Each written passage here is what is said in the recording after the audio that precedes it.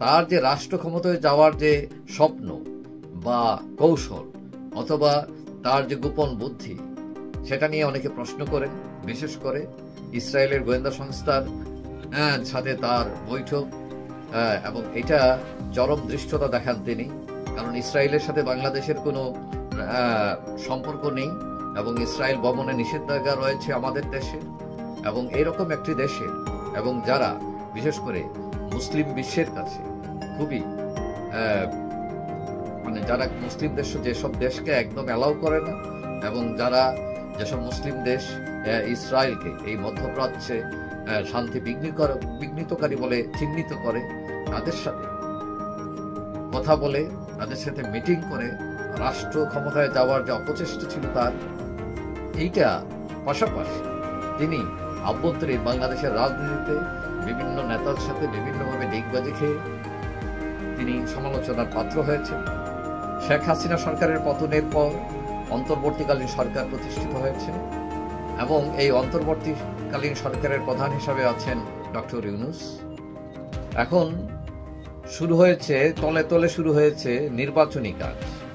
সবাই ক্ষমতায় যাওয়ার জন্য অস্থির, বিশেষ করে বিএনপি এবং কিছু দল, এবং কেউ কেউ আলটিমেটামও দিয়েছেন দ্রুত নির্বাচন দেওয়ার জন্য। এবং এই আলটিমেটাম দেওয়ার মধ্যে এক নম্বরে আছেন নুরুল হক নুরু। নুরুল হক নুরু ঢাকা বিশ্ববিদ্যালয়ের ভিপি ছিলেন এবং তিনি বড় কোনো দল থেকে ভিপি হননি এবং সাধারণ ছাত্রদের সমর্থন নিয়ে ভিপি হয়ে চমক দেখেন এবং পরবর্তীতে 2018 সালেও কোটা আন্দোলন তাদের ব্যাপক ভূমিকা ছিল।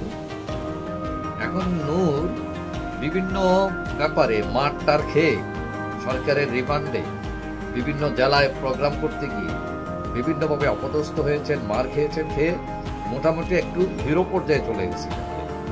কিন্তু পরবর্তীতে আমরা তার আসল রূপ আমরা দেখব। তিনি অনেকটা ডিগবাজি দিয়ে রাজনীতি করেন মনে হচ্ছে, অনেকেই মনে করেন।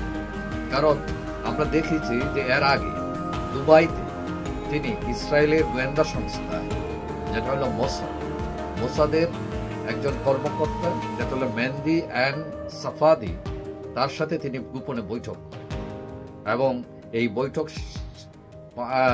প্রকাশিত হয়ে যায়, ছবি প্রকাশিত হয় এবং তিনি যদিও অস্বীকার করেছেন, বলেছেন এগুলো এডিট করা ছবি, এবং তার সাথে সংশ্লিষ্ট ছিলেন বিএনপির বিতর্কিত নেতা চট্টগ্রামের এবং ব্যবসায়ী আসলাম চৌধুরী, এবং তিনিও অনেকদিন জেলে ছিলেন এবং কিছুদিন আগে মুক্তি পেয়েছেন।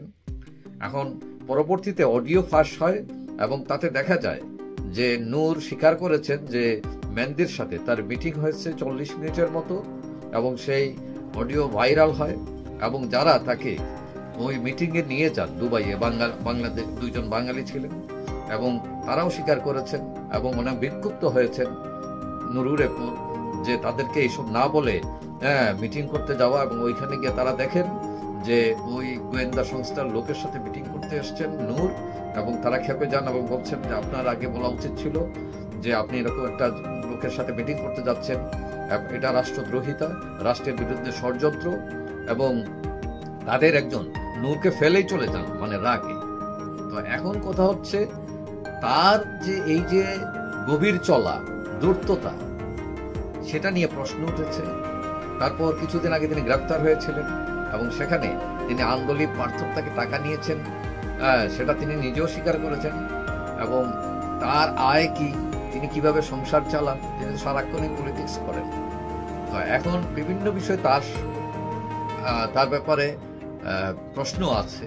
অনেকে মনে করেন তিনি খুবই ধূর্ত প্রকৃতির, তিনি একসময় শেখ হাসিনাকেও ম্যানেজ করতে চেয়েছিলেন, বলেছিলেন তিনি একসময় ছাত্রলীগ করতেন, এবং শোনা যায় তিনি শেখ হাসিনা পা ধরে কান্নাকাটিও করেন, তাকে ম্যানেজ করার চেষ্টা করেন, মাও ডাকেন, কিন্তু আবার এইদিকে মাঠে এসে তাকে উৎখার করার জন্য বিভিন্ন ষড়যন্ত্র করেন।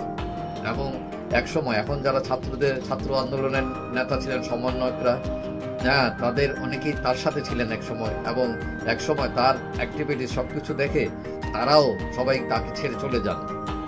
তো এখন কথা হচ্ছে তার যে রাষ্ট্র ক্ষমতায় যাওয়ার যে স্বপ্ন বা কৌশল অথবা তার যে গোপন বুদ্ধি, সেটা নিয়ে অনেকে প্রশ্ন করে, বিশেষ করে ইসরায়েলের গোয়েন্দা সংস্থার সাথে তার বৈঠক, এবং এটা চরম দৃষ্টতা দেখান তিনি। কারণ ইসরায়েলের সাথে বাংলাদেশের কোনো সম্পর্ক নেই এবং ইসরায়েল ভ্রমণে নিষেধাজ্ঞা রয়েছে আমাদের দেশের এবং এরকম একটি দেশের, এবং যারা বিশেষ করে মুসলিম বিশ্বের কাছে খুবই মানে যারা মুসলিম দেশ, যেসব দেশকে একদম অ্যালাউ করে না, এবং যারা যেসব মুসলিম দেশ ইসরায়েলকে এই মধ্যপ্রাচ্যে শান্তি বিঘ্নিতকারী বলে চিহ্নিত করে, তাদের সাথে কথা বলে, তাদের সাথে মিটিং করে রাষ্ট্র ক্ষমতায় যাওয়ার যে অপচেষ্টা ছিল তার, এইটা পাশাপাশি তিনি আভ্যন্তরীণ বাংলাদেশের রাজনীতিতে বিভিন্ন নেতার সাথে বিভিন্নভাবে ডিগবাজি খেয়ে তিনি সমালোচনার পাত্র হয়েছেন। তবে অনেকে তাকে মনে করেন তিনি বিপ্লবী এবং অনেকে মনে করেন তিনি দেশপ্রেমী। তবে বিপ্লবের ছদ্মবেশে দেশদ্রোহিতা করছেন কিনা তাতে সন্দেহ হয়, অনেকেই সন্দেহ পোষণ করেন এবং তিনি এখন চেষ্টা করছেন যে আবার ক্ষমতায় যাওয়ার জন্য।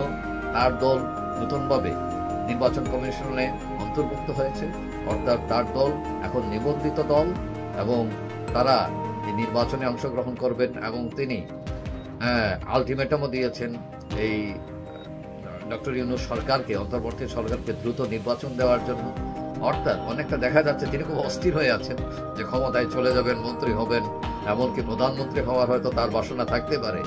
কিন্তু কথা হলো চক্রান্ত করে, ডিগবাজি করে, এবং তার সাথে আরেকজন ছিলেন যে মিস্টার কিবরিয়া, অর্থমন্ত্রী কিবরিয়ার ছেলে, এবং তিনিও তাকে ফেলে চলে যান বিভিন্ন কারণে।